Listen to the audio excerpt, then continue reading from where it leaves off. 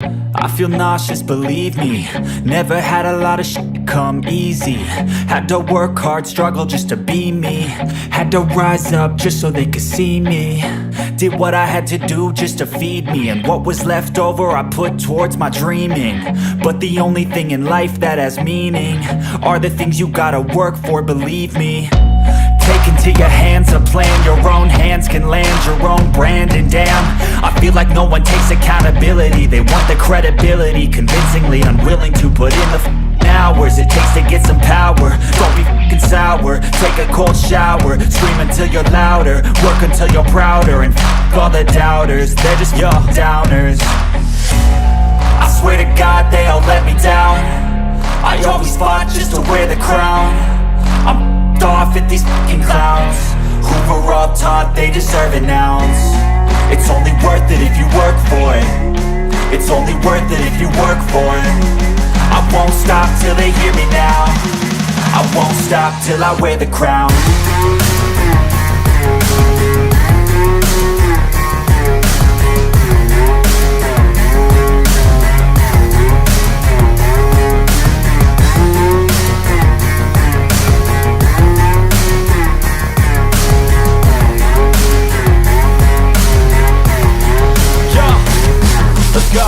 I'm just telling you to fight for your dreams, but it's not what it seems. Man, it's hard to be seen when everybody wants to be king. Yeah, they all wanna ring, yeah, we all wanna be free. So show me what you got, what you bring. How you fight in the ring, how you take a fucking swing. Do you got heart, are you mean? Got some scars, got some needs, are you willing to go bleed? I swear to God they all let me down. I always fought just to wear the crown. I'm off at these fucking clowns who were all taught they deserve an ounce. It's only worth it if you work for it. It's only worth it if you work for it. I won't stop till they hear me now. I won't stop till I wear the crown. I swear to God they all let me down. I always fought just to wear the crown. I'm off at these fucking clowns who were all taught they deserve an ounce. It's only worth it if you work for it. It's only worth it if you work for it. I won't stop till they hear me now. I won't stop till I wear the crown.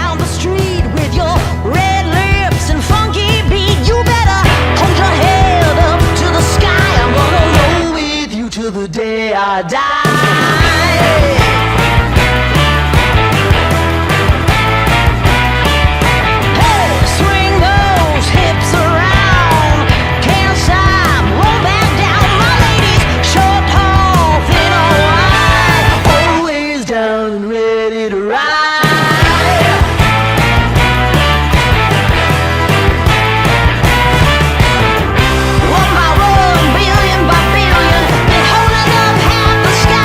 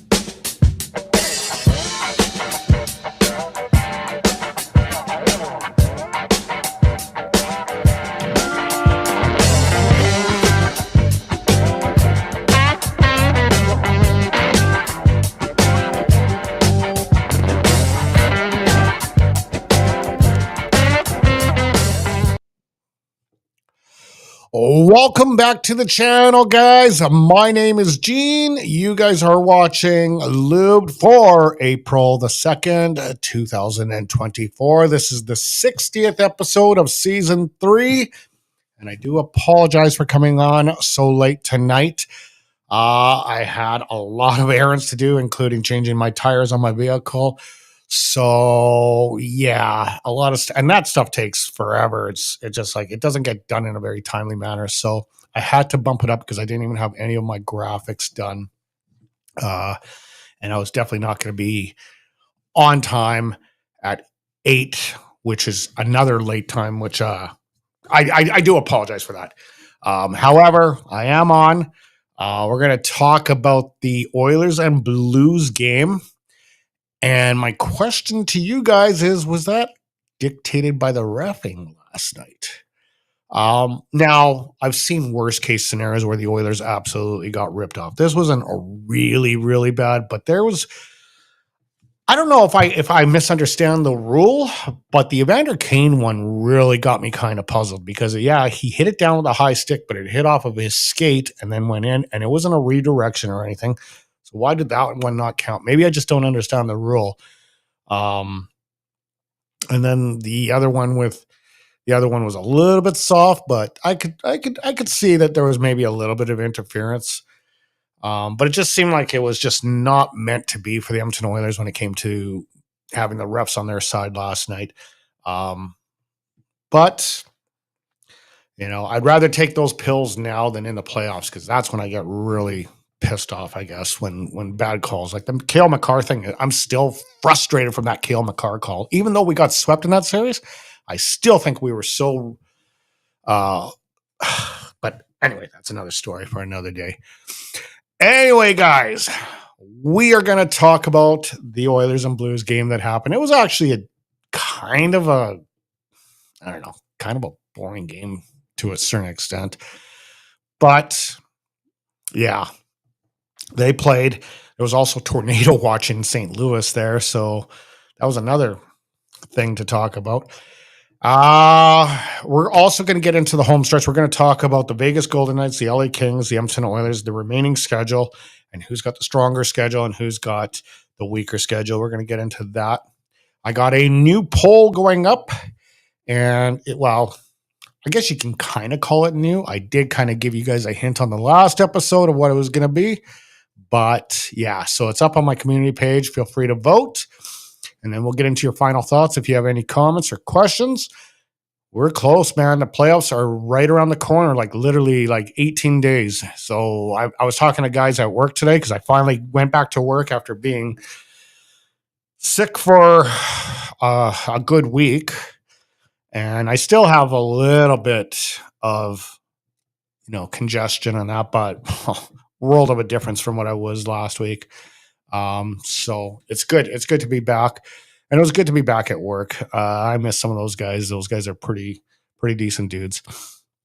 Okay, let's get into the Oilers and Blues. This game, like I said, it had its moments. I don't know. It had its moments. It also had its boredom at times. But one thing I can honestly say is I think the refs did play a part in the outcome of this game. It's not a major thing. It's not like it's, a deciding game 7 in the Stanley Cup final or something like that, where you're like I still wonder how the guys in Buffalo, how the fan base in Buffalo, if they've ever gotten over the Brett Hull goal, or even Calgary with the Tampa Bay Lightning with I think it was Martin Jelena. There was a very controversial play, but that's a different story. I'm looking at the scores from tonight. I'm just going to run this by before we get into the Oilers and Blues, but I'm going to run this through. So Pittsburgh won against New Jersey today, barely keeping their chances alive. The Islanders beat the Hawks. The Wild beat the Sens, so they're trying to keep it alive. Bruins didn't hammer, but Bruins beat the Preds 3-0. The Calgary Flames lost to the Ducks. I think this pretty much seals the deal for the Flames. And I'm just going to get a quick update on, let's see if there is any updates. Let me just see here. Let me refresh it. Yeah, they're still at the end of the second period, but Vegas is beating the Canucks right now 5-2 at the end of the second period. So they got one more period to play.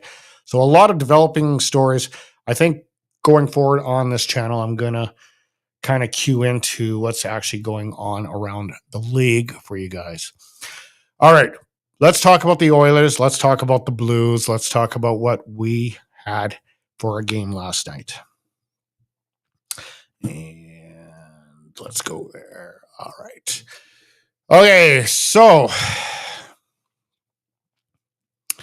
it was a 3-2 win for the St. Louis Blues in overtime. 2 very precious points for the Edmonton Oilers to keep so that they could keep in pace of the Vegas Golden Knights and keep that home ice advantage. As it's, I know I just did an episode where they would play the LA Kings, but it's looking more and more that it's going to be the Vegas Golden Knights. But who knows? I mean, there's still between 8 and 9 games left for Vegas, LA, and Edmonton, and we'll see what happens here. Right now, LA's got the easier of the schedule, though, so I'm still kind of thinking LA will be the team. Okay, so this game started off in the first period at 7:05 from Matthias Ekholm. Again, Matthias scoring a goal. He's been absolutely brilliant for us. His 9th, assisted by Connor Brown, his 7th assist, and Sam Carrick, 1-0 Edmonton. We go to the second period where Braden Shen would get his 16th on the power play from Justin Falk and Kevin Hayes. This game is now tied up. St. Louis would then take the lead in the third period. Braden Shen, once again, getting his 17th from Kasperi Kapanen and Kevin Hayes, 2-2 on St. Louis. However, Leon Draisaitl would tie this from just an absolute gorgeous pass from McDavid. And Matthias Ekholm would get the second assist. We go 2-2. We're going to overtime. And in overtime, unfortunately, Brendan Saad would get his 25th unassisted. 3-2 is your final. St. Louis wins it. However, the storyline isn't so much the score. The storyline was 3 calls that were under review, 2 that the Edmonton Oilers reviewed, or 2 that the St. Louis Blues reviewed and were called back. The one that was reviewed by the Oilers counted. So, and it was close. I mean, I'm not like, they weren't egregious by no means. But the one thing is the Evander Kane one, I would like to actually look into the rule and the interpretation of the rule. I might have to do some research on that, because I think if you deflect it down and you hit and then it goes off your stick or it goes off your skate, like he was above the crossbar when he actually hit it down, but then it deflects off his skate. I think the skate is the play that is actually the goal. So I don't know how that works out. If any of you guys out there understand that rule, please fill me in. I would like to get a better understanding of that. Okay, let's go into the stats of this game. As the shots on goal were 38-29 for the Edmonton Oilers, which is a win, but unfortunately, it's not a win that did that work? I don't even know if that worked. Okay, there we go. Now it's working. So it is a win for the Oilers, but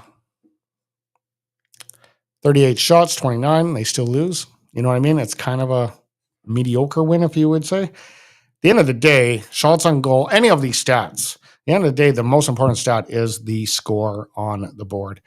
Let's go into hits on opponent. Again, the Oilers starting to allow the opponent, and this is kind of a bad one, actually, because this is basically 2-1. This one gets the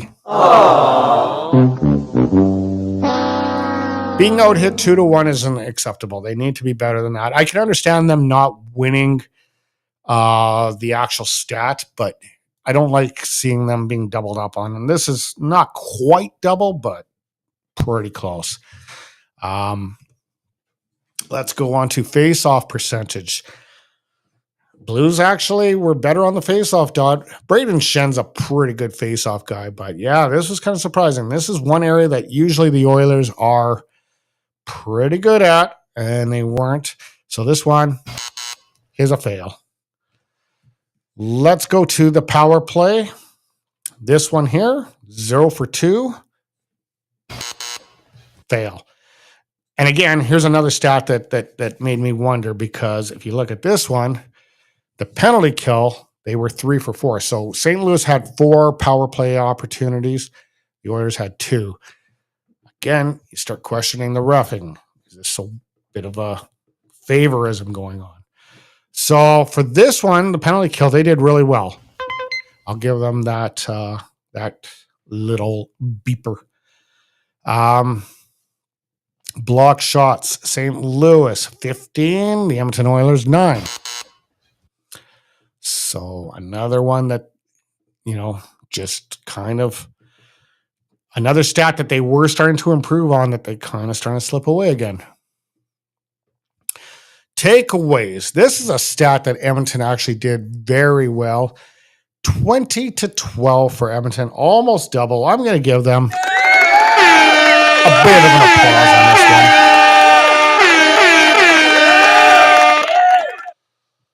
I mean, it's just enough for me to say, hey, let's give them the extra little jolt. But yeah, 20-12, that's nearly 2-1. I'm very pleased with that one. Giveaways, St. Louis gave the puck away more, 8-4, so that's a win for the Oilers. My 3 stars. Let's get into this one. It was hard for me. I had to actually really dig into the stats here to see who I wanted as my stars, but I think I kind of figured it out. Again, I don't pick the other team. I just pick who on the Oilers, even though there was obviously more stars on the winning team because they won, but I always pick the Oilers. So my 3rd star for the Oilers, I'm going to give this one to Evan Bouchard. He had 5 takeaways.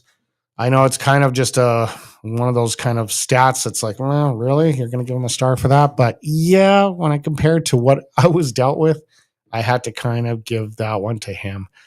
So we'll give that to him. 2nd star, Leon Draisaitl. He had 1 goal, and it was you can debate who was actually the star on that, because the play that McDavid made was very exceptional as well. But he is the one that got the goal. Like I say, this is I would say this is almost shared with McDavid, but I did give it to Leon. And then for a 2nd straight game, the number 1 star is Matthias Ekholm. 1 goal, 1 assist, 3 hits. He was a +1. Way to go, Matthias.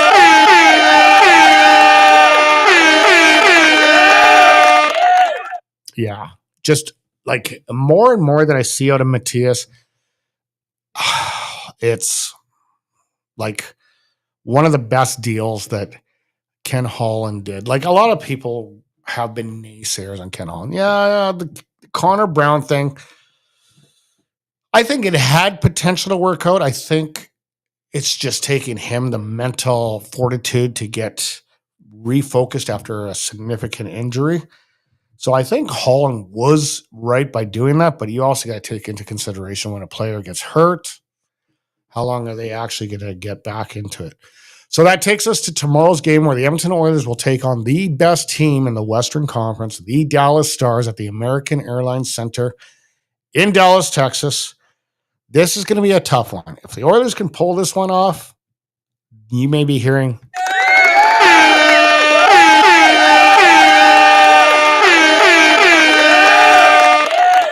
quite a bit on the next episode, because this is a true test. This team is the number 1 team in the Western Conference. They are currently set to take on the Nashville Predators in the playoffs if things stay the way they stay.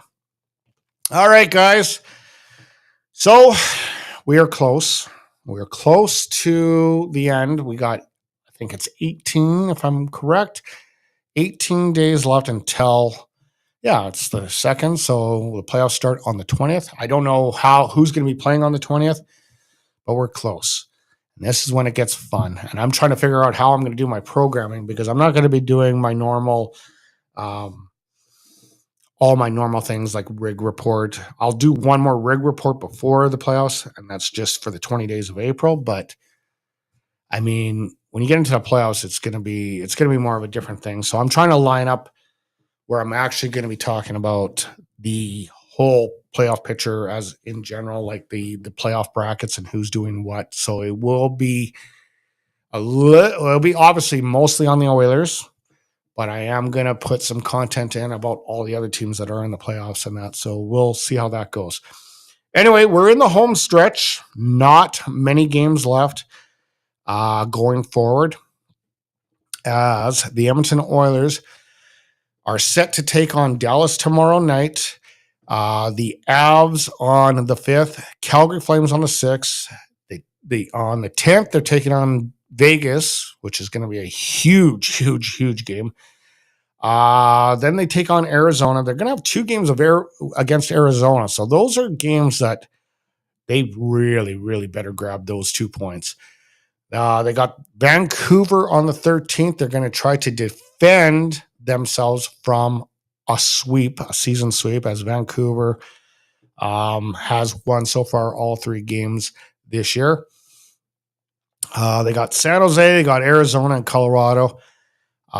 So they kind of have a mediocre, like a medium strength schedule, whereas LA Kings have a pretty easy schedule as they take on Seattle, San Jose.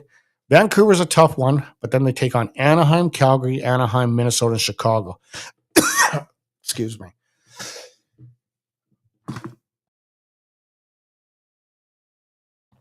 Oh, excuse me. Still got a bit of a cough. So as you can see there, right now they have one team. They play one team that is currently in the playoff picture. So that's where I say LA has a good chance.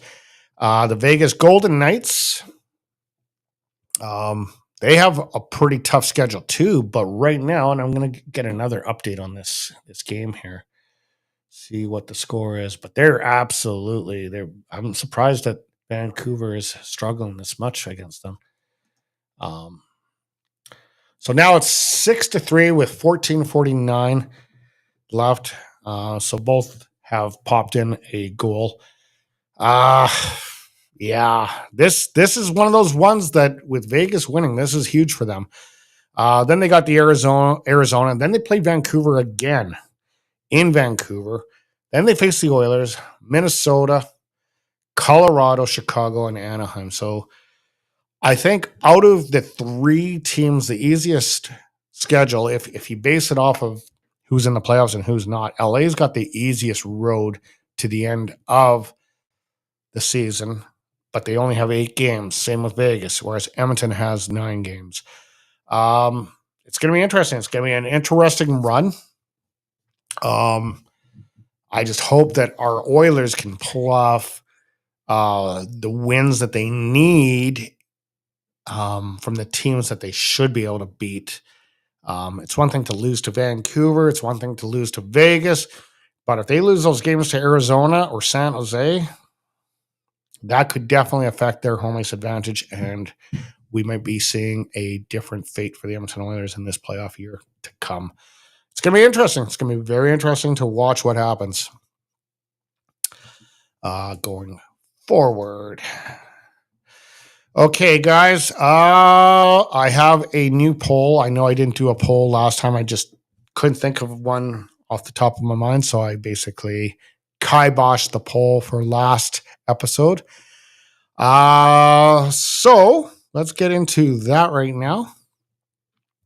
But first, before I dive into the poll, I just want to encourage you guys. Again, I'm still waiting for confirmation that Sportsnet is going to do this fantasy pool.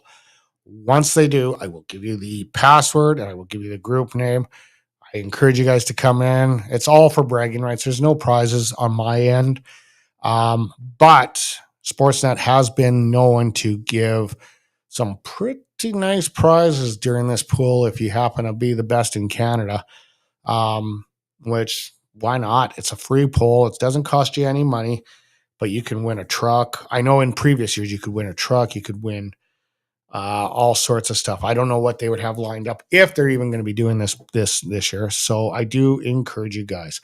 So my poll question for tonight is going into the postseason. What are the areas that the Oilers have the biggest deficiency? So I got 4 options there. I got offense, which I don't think too many of you guys are going to think that that's a problem. Defense, which is a valid one. Goaltending, you can consider that valid. And special teams, I mean, their power play has not been lights out this year. Penalty kill has been kind of off and on. So I'd like to hear from you guys and what you guys think is the biggest deficiency going into this playoff. As far as the current standings go, with Calgary losing tonight, I really, really think that I'm going to wake up tomorrow and I'm going to see an E by them because they're very close. You think if Arizona's at 67 points and out, and Calgary's only 5 points up on them, and they lost tonight, it's just a matter of time now. It's just a matter of time. So unfortunately, the Flames look like they will not be partaking in the 2024 Stanley Cup playoffs, which I don't really care, to be honest. I know one of my coworkers, Blair, he was a little, he's a Vancouver fan, obviously, but a little disappointed that Calgary's not making. He says it would have been nice. I'm like, and I just said, who cares? Like, I don't really care. That's just the way I am. I'm loyal to the oil. By the way, got new swag here, so I love this. I absolutely love this hat. So a shout out to the guys at United Cycle there for sending this out. Like, honestly, I ordered it like 3 days ago and it arrived at my door here in Vernon like today. So awesome to them.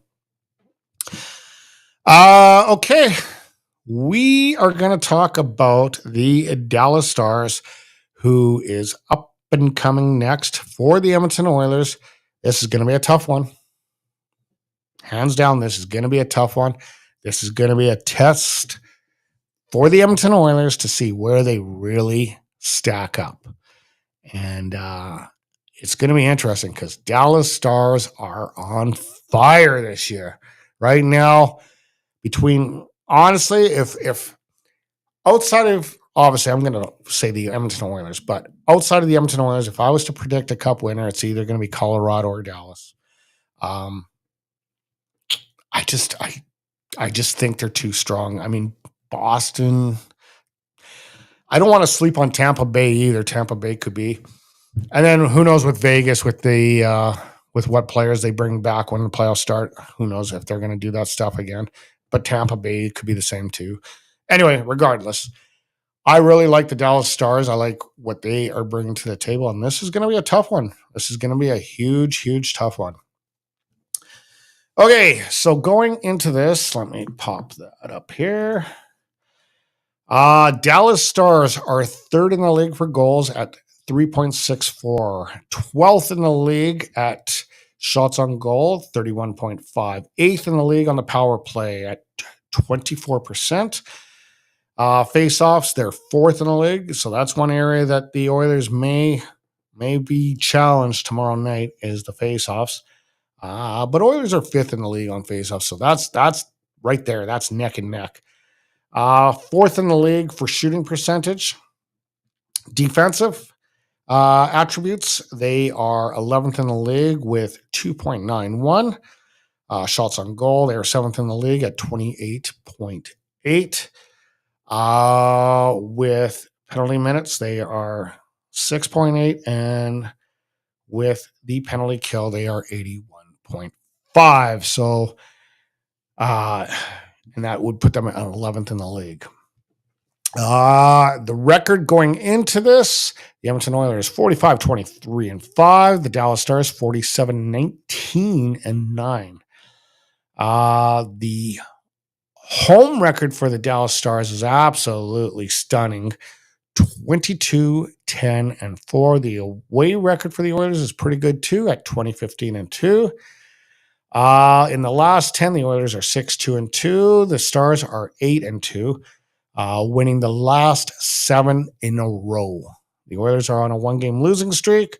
Skinner is expected to be behind the pipes with a .263 goals against average and a .906 save percentage with 2 shutouts. To be honest with you, Stewie is kind of off and on. Like, that's going back to my poll question. That's where I could see how the goaltending thing could be one of the votes that you guys give, because Stewart, he's been lights out good, but he's been also lights out bad, and we'll see how he does.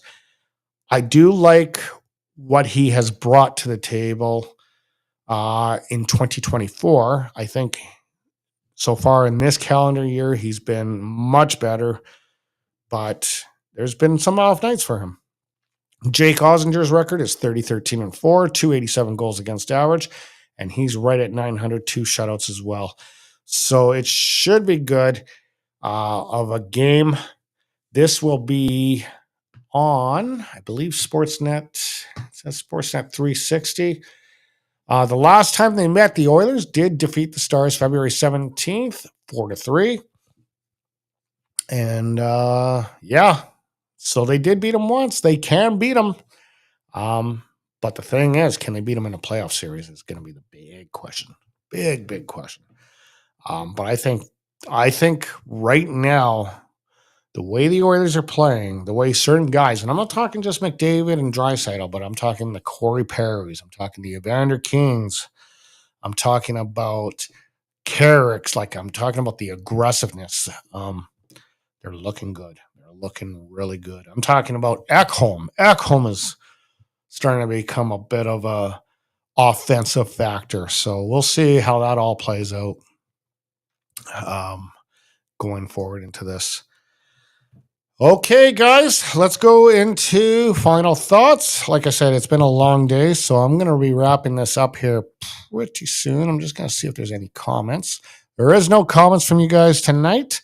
So just a reminder, tomorrow the game is, I guess it's going to be 7:30 Mountain Time, 6:30 for me. This is one you want to watch. If you're kind of a mediocre Oiler fan, this is the one you want to watch. This is the one that will probably tip your scales to being a full-blown Edmonton Oiler fan. So let's hope that the boys can pull it off and get themselves a W. Let's take a look at the Western Conference and the playoff pairings as they stand right now. As the LA Kings, actually, there has been no change. So the LA Kings are still playing the Dallas Stars. Dallas Stars, of course, having home ice advantage. Vancouver having home ice on the Nashville Predators. The Colorado Avalanche will have home ice advantage on the Winnipeg Jets. And, of course, Edmonton home ice advantage at this point in time against the Vegas Golden Knights. Still in the mix with 18 days to go. St. Louis, Minnesota, Seattle, and Calgary. But I think by the next episode, I have a feeling we're going to be down to 3, if not more. So we will see how this all plays out. Okay, guys, if you are new to my channel and you like the content that I bring, please feel free to hit like, share, and subscribe. It would mean the world to me as I'm slowly trying to build up this channel to being a big thing. And I am wrapping up at the end of this year. I wrap it up and I don't do any episodes like some other guys that do Oiler channel things. I usually kick back in the fall again. So Yes, I'm trying to get a few more of you guys in before I shut her down for the summer and then come back obviously next fall. Those of you who have been with me through thick and thin, kudos to you. I hope everything is going good in your world. I hope you guys had a great Easter. And thanks for being a very loyal follower. Other than that, guys, I am out of here. I got to get to bed. I got to grab something to eat. I still haven't eaten yet, but I'm going to grab something quick to eat, head to bed as I got to be up early for work. And then we're going to watch the Dallas Stars tomorrow night against the Edmonton Oilers. And the Edmonton Oilers will win this game. Let's hope anyway. All right, guys, you have a great night. And again, sorry for coming on so late, but enjoy your night. Have a good sleep.